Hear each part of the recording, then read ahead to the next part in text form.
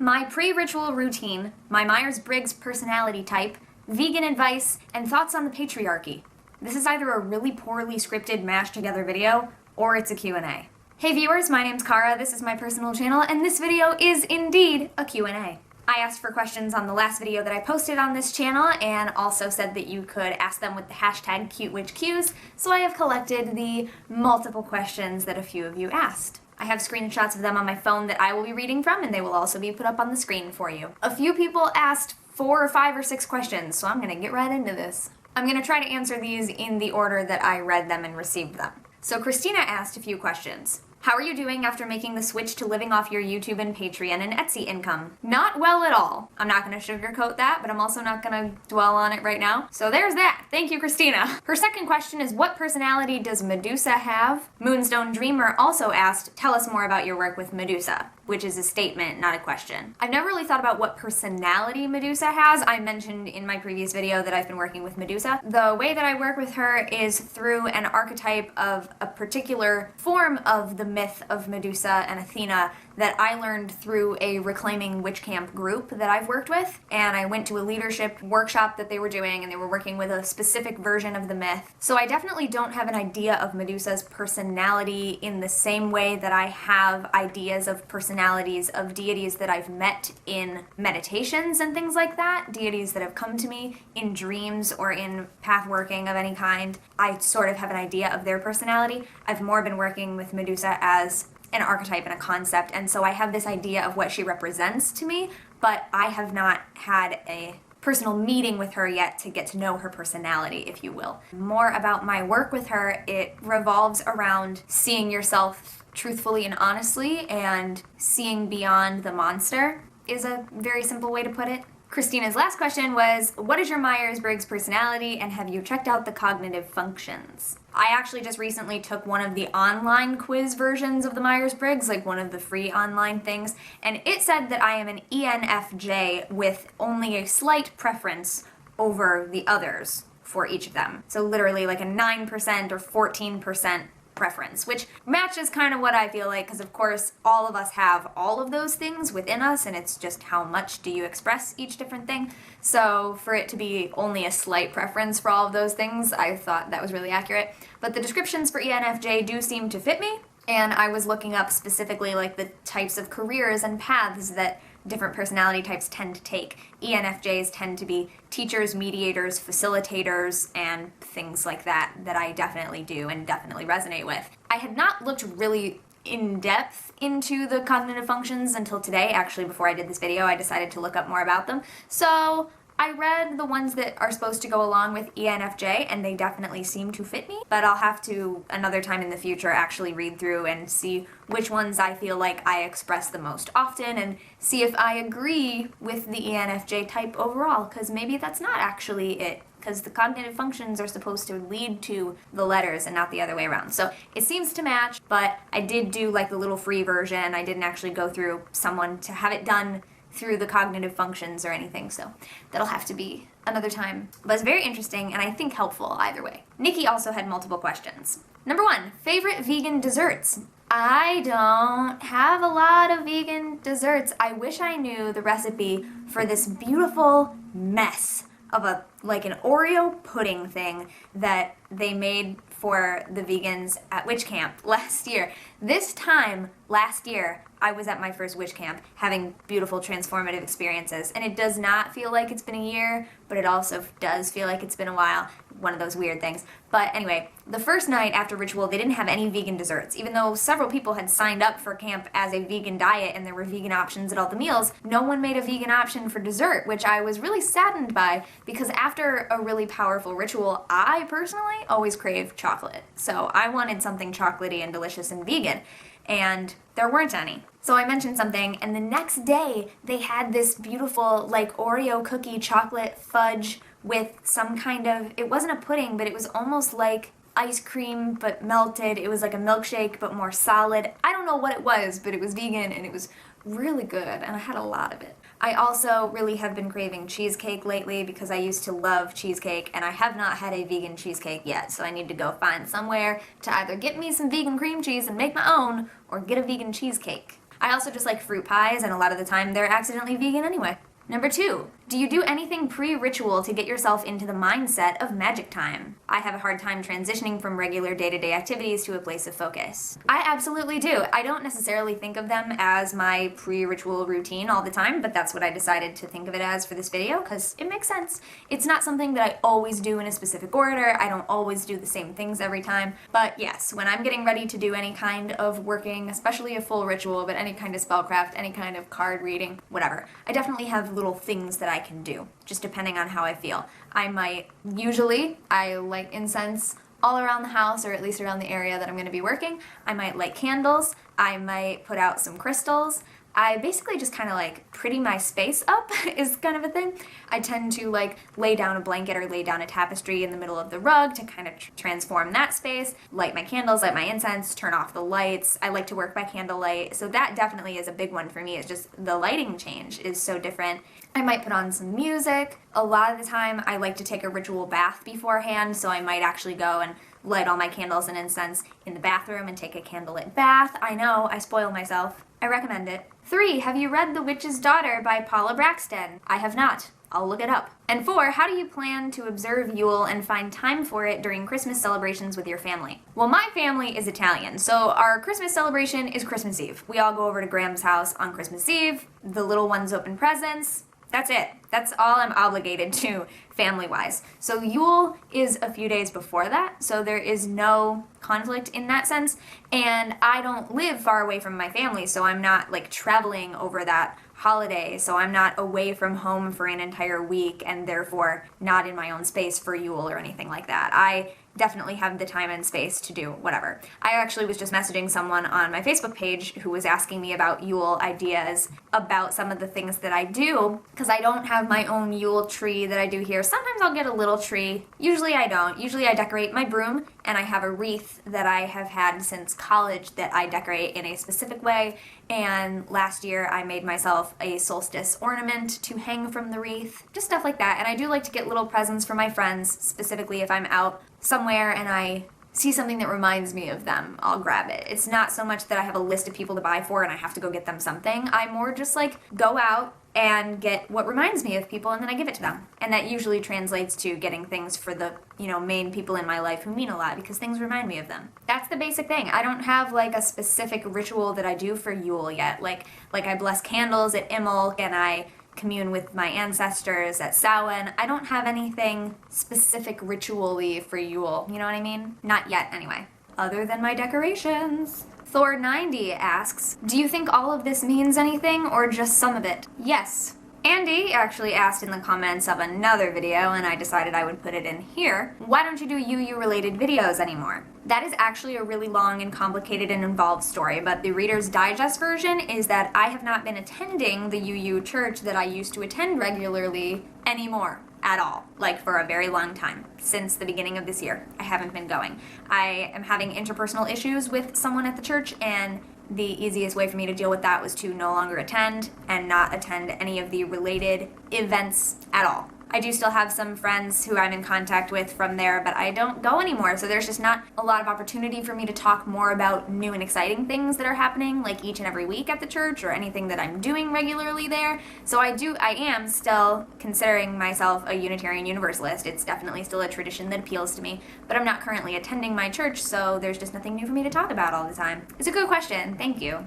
Alright, we're almost done. Drow had 6 questions. 1. Advice for vegetarians wanting to go vegan who are addicted to cheese. Go vegan except for cheese. I follow Vegan Outreach on Instagram, and that's literally advice that they've given. And I can attest to this. The number one thing that people tell me, even when they say, I love meat and I love eggs and I love all this other stuff, so I could probably never get any of it up. But if I really wanted to try, I would probably be able to give anything else up if I really had to or if I really wanted to, except that I love/am addicted to cheese. So literally Vegan Outreach has given that advice. So go vegan except for cheese. Cut out anything else from your diet and continue to eat the one thing that you love. If you can't break that off right away, don't make yourself break it off right away. I started with meat and then got rid of eggs and then got rid of butter when I found a good substitute that I liked for it, and then really gradually, because sometimes I still slip got rid of chocolate. And some people will still tell you that dairy is actually more harmful than meat, or dairy is actually more harmful than eggs, or whatever kind of facts there are out there. And yes, the impact is still quite a bit. But if you want to do something and you feel like you could, like if you're already vegetarian, try cutting out eggs. Try cutting out any other type of dairy product even, but maybe just keep cheese, such as stop drinking milk, stop eating ice cream, get rid of all the other dairy things or like other things that have milk in them and stick to just literal cheese, if that is the thing. And then start exploring vegan cheese options. Try them. 2. Favorite reptile, and do you plan on having any in the future? I actually really do like snakes, but no, I would never be able to own one, like unless one came into my life to the point where like I had to adopt this baby in order to make our lives better, like the way that I adopt my cats because I need them and they need me, kind of thing. Because I have a problem with feeding them. I have a problem with like the feeding of mice. I understand that that's what they eat. I fed my gecko crickets, but I have lived with someone who had snakes, and just the frozen mice in my freezer thing creeps me out. Whatever. I couldn't feed them. I could own one. I could love it. I could hang out with it, but someone else would have to take care of the feeding process. It's just, that's my thing about it that I can't handle. Logic? Who cares? And of course, I do love my geckos and everything like that, because I had a leopard gecko for many, many years. No, I am not planning on getting any reptiles. I'm not planning on getting any other pets. 3. What are your current long-term plans? What is with you guys and your extremely difficult questions? No, I'm really bad at long-term planning, which is funny because it's actually one of the descriptions of one of the cognitive functions of ENFJ that I was just reading earlier. It's like, they tend to be bad at long-term planning. Yes, I'm bad at long-term planning. I don't know what I want to be when I grow up. I don't know what I want to do next year. Okay, I do know some things that I want to do next year, so I can sometimes plan like a year in advance, but that's about it. I don't know. I've been thinking more lately, I hate the where do you see yourself in 5 years question, because that's not how I think. It's really just not. I've never been able to answer that question. I do have some kind of like lofty goals for like by the end of my life I'd like to be living in a cute little house like this, and I have all these specific things that like my dream house would have. I want to make another video about that another time because that's a discussion into itself. And there are like some things I will want to have done. Like I want to travel. I want to probably eventually own a witchy shop. Things like that. But there's no like where I see myself in X amount of time. There's no what I see myself doing 10 years down the road, where I see my path going. It's constantly unfolding. It's not the way I plan. Maybe that's to my detriment, but meh. 4. Do you journal and or update your Book of Shadows / magical notebook? Of course! Y'all know that is one of the topmost pieces of advice that I give anyone starting their path or in the middle of a lifelong path. I don't care. One of the biggest pieces of advice I give is to journal and record your progress. So of course I do that. It would be really rude of me to tell other people to do it and not do it myself. So yes, I do. I think I'm on the 3rd volume of my mirror book, which I remember someone in the past in my comments being really happy that I referred to the mirror book because that's a concept that Scott Cunningham wrote about in his Wicca books, and they said, I've never actually heard anyone else refer to anything as a mirror book. So, that's me, mirror book. It's your book of reflections, mirror, yeah. It's like a journal. I use spiral notebooks for that. I think I'm on the 3rd one now. I also have a notebook that is specifically for ritual, like recording ritual and anything about it. Like, this is what the weather was like and the moon phase and the date and the time and the day of the week and all of that kind of info. This is what it was for. This is what I did. This is what I said. And it's just recording purposes so that down the line I can be like, oh wait, yeah, here's something. Didn't I do a ritual about this? When was that? And just, track my progress. I have a separate notebook that is for shadow work and the book that I've been working through involving that, and any shadow rituals, like any shadow anything that I do goes in the shadow workbook. Anything that I do in relation to witch camp related things or workshop related things that I do, like further insights on those things, go in the same notebook that I started at witch camp that I got at witch camp. I also have a book that is like a grimoire in that it is more reference and tables and notes and definitions and recipes and spells and quotes and things like that. So less journal, more info. I have lots of books. Yes, I do a lot of journaling. Why, thank you for asking. I do, in fact, practice what I preach in that regard. Number 5. This one's interesting. What is your opinion on masculine-centered pagan religions/practices that focus on a male deity almost exclusively? Would you say this creates balance to the feminine/goddess practices popular in the pagan community, or does it cater to the patriarchy? Whoa! Okay, so yes. I think it could be both. I think it depends, just like how I think both sides of that coin exist when you're talking about feminine and goddess-centered things.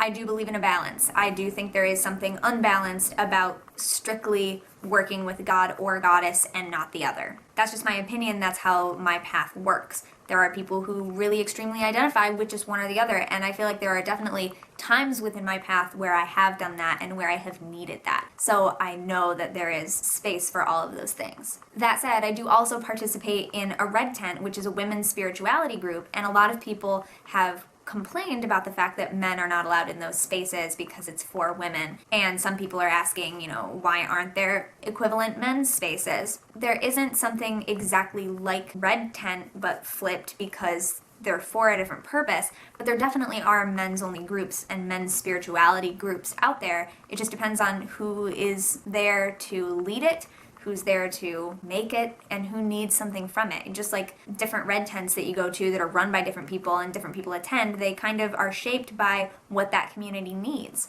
So it depends on what that community of men needs just as much as it does the community of women.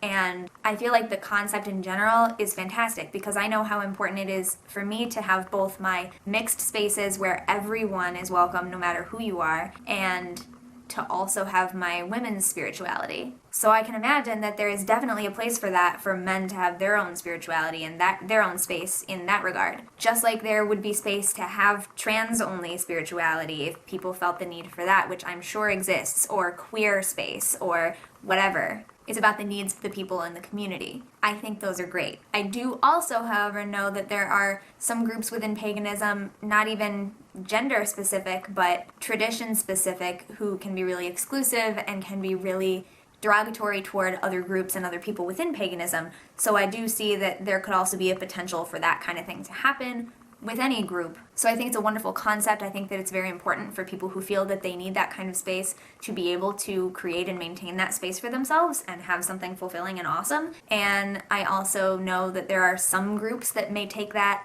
to a negative place. And that's unfortunate, but they do exist. They do exist under the guise of paganism, and we don't all agree with that. And I don't think that those spaces are healthy. Luckily, I have never been in one or experienced one. If I had, I would no longer be in it. So I do not believe that it inherently serves the patriarchy, if you will. I do think there could be a danger of that with certain people, if that is what they chose to do with their space. So I think people should be aware of that going into anything, that you always want to double check and feel it out and see if it's what you really want. Beyond that, I do not identify as a man, so I have never been in one of those spaces, obviously, so I can't speak as much to it. And 6, your favorite memory/grade/day from high school. How do you go from thoughts about the patriarchy to high school? Oh, wait, that actually makes a lot of sense. I don't know, I loved band. I'm a big band geek. I also was really into French, and there was a lot of inside jokes with some of my guy friends in that class about how I would just spend time reading stories in French, like in my free time. So they would always ask me, read any good French stories lately, Cara? And I'd be like, yeah, actually I did. But I loved band. I always loved hanging out in the band hallway in the morning if I got there early, but I'm not a big early riser. But if I did get there early, a lot of us would hang out in the band hallway before we had to go to class. Theater in general is just a lot of happy memories. I have a lot of happy memories from drama club in high school, and my senior year I played Dorothy in The Wizard of Oz, and I ended up winning an award for it, which was for a really funny moment that happened, actually a few funny moments that happened. Like, I apparently unknowingly kicked the puppet that was Toto during a scene, and also the Emerald City door wouldn't stay closed. It kept flopping back open, and the Cowardly Lion was like shutting it every 2 seconds. He was like hitting it, and it was funny, but it was taking away from the show. So I silently stepped over next to it and put my hands in front of it and shut the door, and they gave me an award for it. So that's officially what the award was for. Unofficially, they told the story about me kicking the Toto puppet, and I had no idea, and it was really silly. And then I fell down the stairs after accepting that award. So that was my most embarrassing moment from high school theater, because at the senior dinner, they asked us all to relate, like, what's the most embarrassing thing that ever happened to you in a show, and nothing really embarrassing had ever happened to me. So I guess as retribution, I then had to fall down the stairs. I was fine, and it was on local television, and I'm fine. I actually told that story when I recently won an award for this past season when I was in something, and I got to laugh about it again, so no big deal. And last but not least, the only question that was actually asked on Twitter from Zach: would you ever consider black magic to be necessary, such as in self-defense? I do not subscribe to the language such as black magic, white magic, gray magic, because I think the way that people use those terms is not the way that I see them, and also just not helpful in general. I don't believe in colorizing magic. That said, I know what Zach means by this question. And yes, this is getting at that empty section in the read, right? The read tells us what to do if our actions will cause no harm. If it harms none, do what you will. But it doesn't tell us what to do if our actions will harm. And in that case, we have to use our own judgment and weigh the pros and cons and everything like that. And if you believe in anything like a rule of 3 or anything like that, those things are all things that you consider. So that being said, and no, I don't use the colorizing language, but yes, I do believe that there is a place for magic of that kind of impact, especially if it involves self-defense. But also things like battling injustice and a lot of the things that are going on in the world right now that a lot of witches are coming forward doing or privately doing their own magic about things. And sometimes that can get into an area where other people might say, oh, that's not positive magic anymore necessarily. It's all in how you think of it, and it's all in whether you or not you believe there are energetic consequences and whether you're willing to accept those consequences. But yeah, definitely in self-defense or like cases of justice are pretty much the places where I feel most comfortable with those things happening. They're things that I would do privately. They're not things that I feel comfortable with broadcasting or with being broadcast, like when there was a very high profile case recently that a lot of us heard about, witches doing magic against this thing, and that was for justice. So I agreed with that part, but I don't agree with the way that they went about it. I also just, I think I talked about this. It was just weird for me that it was so open and so vocal that it was something negative, and that we're not as open and vocal and we don't share as much when it's positive magic. There was a worldwide healing ritual for the victims of bombings and shootings last year in all different places all over the world. Those multiple attacks. And witches all over the world came together to do healing magic for those communities and for the world at large that, creates these problems, which is something that I think a lot of us are doing now as well. And yet we don't talk about that stuff as much as we talk about the people who are doing negative work. So yes, the read is guidance.